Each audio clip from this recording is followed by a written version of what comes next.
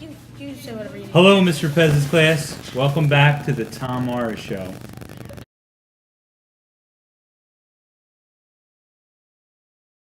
The Civil Rights Act of 1964 was a labor law put in place in attempts to end segregation in public places. The act banned employment discrimination on the basis of race, color, religion, sex, or national origin. The Civil Rights Act of 1964 is one of the most important laws ever passed in our country. This act is considered one of the crowning legislative achievements of the civil rights movement.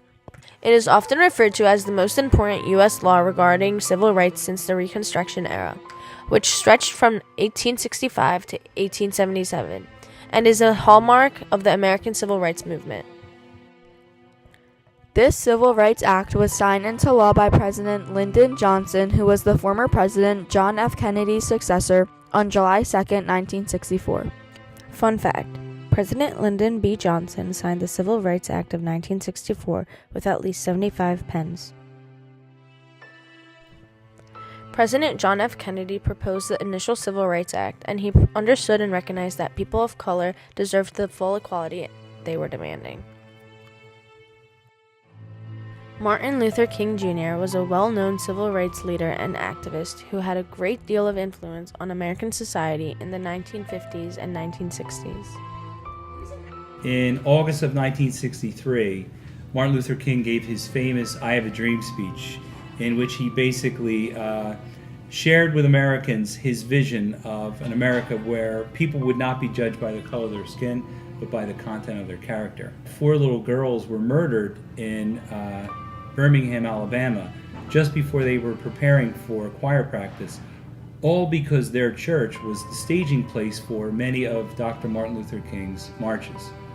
So the civil rights had been going on now since about 1954, and yet still Jim Crow laws were still all over the South.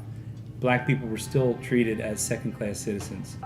So finally, in the wake of the bombing of these 4 little girls, Dr. Martin Luther King's I Have a Dream speech, and the death of President John F. Kennedy, finally the nation said we...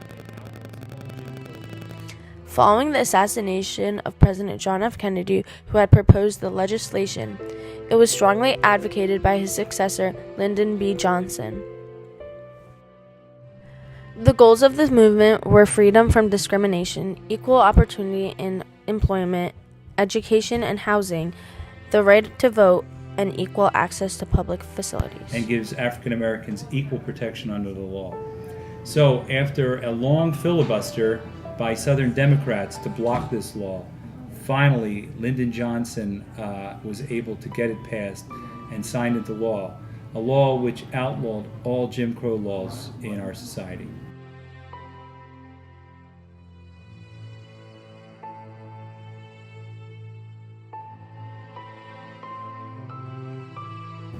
Thank you.